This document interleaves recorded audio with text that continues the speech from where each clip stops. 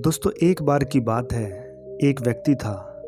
वह अपने जीवन के कठिन समय से गुजर रहा था, लेकिन वह समझ नहीं पा रहा था कि ऐसे कठिन दौर से कैसे निकला जाए। तब उसके एक मित्र ने सुझाव दिया कि तुम महात्मा बुद्ध से अपने दुखों का कारण पूछो। वह महात्मा बुद्ध के पास जाता है और कहता है, हे बुद्ध, मेरे जीवन में इतना दुख क्यों है?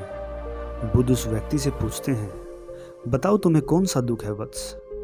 वह व्यक्ति कहता है, बुद्ध क्या बताऊं, मेरी तो पूरी जिंदगी ही दुखों से भरी पड़ी है।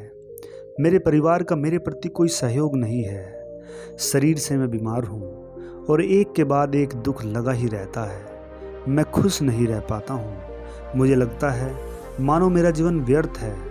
आखिर क्यों मैं इस संसार में आया? महात्मा बुद्ध ने कहा, तुम्हारे इन सभी दुखों का कारण क्या है? वह व्यक्ति कहता है, बुद्ध, इसीलिए तो मैं आपके पास आया हूँ कि आखिर मेरे ही जीवन में इतने संकट क्यों हैं। तब महात्मा बुद्ध उस व्यक्ति को बड़ी ही वैज्ञानिक बात करते हैं और पूछते हैं, यहाँ मेरे पास आकर बैठो और ध्यान से बैठकर सोचो, ध्यान लगाकर सोचो कि जितने दुख तुमने अभी गिनाए हैं वह तुम्हारे शरीर के कौन से हिस्से में हैं। उस व्यक्ति ने ध्यान लगाया और सोचने लगा।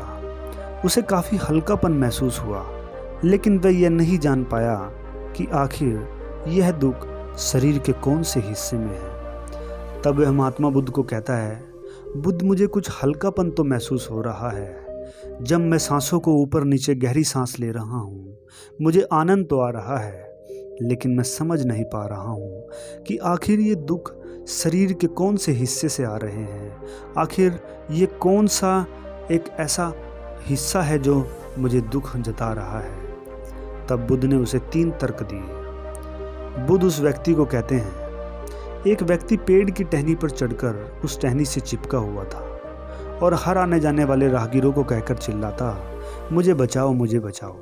परंतु हर राहगीर वहाँ से हंसकर निकल जाता। तब एक गुरु शिष्य भी वहाँ से गुजरे। शिष्य ने कहा, गुरुवर, हमें इस व्यक्ति को बचाना चाहिए। तब गुरुदेव हंसते हैं और कहते हैं, इस व्यक्ति को तो इस पूरी पृथ्वी पर कोई नहीं बचा सकता। शिष्य ने कहा, ऐसा क्यों गुरुदेव? गुरुदेव ने कहा, तुम ध्यान से देखो, उस व्यक्ति ने खुद ही अपने आप को पेड़ से चिपका रखा है। और जो व्यक्ति खुद ही किसी चीज से ऐसे चिपका हो, भला उसकी मदद कौन करेगा? महात्मा बुद्ध उस व्यक्ति को बोले, क्या तुम्हें कुछ समझ में आया? वह व्यक्ति बोला, हाँ गुरुदेव, हाँ बुद्ध, मुझे समझ तो आया, परंतु मुझे अच्छे से समझाओ। महात्मा बुद्ध कहते हैं, जिस प्रकार वह व्यक्ति खुद ही पेड़ से चिपका हुआ था, ठीक इसी तरह तुम भी व्यर्थ ही अपने दुखों से चिपके हो, जिनका कोई अस्तित्व भी नहीं है। तब बुद्ध ने दूसरा तर्क दिया, क्या तुमने मकड़ी को देखा है? व्यक्ति बोला, हाँ, मानो मकड़ी जाल बुनती है और जाल बुनते बुनते एक दिन खुद ही उस जाल में फंस जाती है। ठीक इसी तरह तुम्हारे दुखों के जाल की तरह तुम्हारा जो दुख है ये एक जाल है और तुम भी अपने रिश्ते नातों को ऐसे बनाते रहते हो, उसमें फंस जाते हो। फिर महात्मा बुद्ध ने उसे तीसरा तर्क दिया। बुद्ध ने कहा, जैसे शहद से भरे डिब्बे में कोई एक मधुमक्खी घुस जाती है और उसे शहद का आनंद आता है, शहद में रस आता है और शहद के रस में इतना डूब जाती है कि वहाँ से उड़ भी नहीं पाती, क्योंकि उस आनंद की वजह से उसके पैर शहद की तरलता में फंस जाते हैं और वह उड़ नहीं पाती। इसी प्रकार तुमने भी शुरुआत में तो अपने रिश्ते नातों संबंधों में आनंद लिया, उनके रस का आनंद लिया, और अब तुम उनसे बचकर निकलना चाहते हो, लेकिन निकल नहीं पा रहे हो। तब वह व्यक्ति कहता है, बुद्ध, बात तो आप सही कह रहे हैं, लेकिन अब मैं इनसे निजात कैसे पाऊँ? अब मैं क्या करूँ?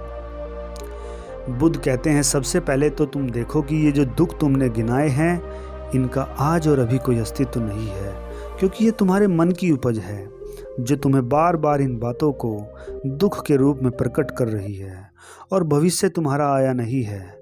ले देकर तुम्हारे पास वर्तमान बचा है। इस वर्तमान में तुम अपने मन में प्रेम व करुणा का बीज बो दो, बस तुम इन दुखों से छूट जाओगे।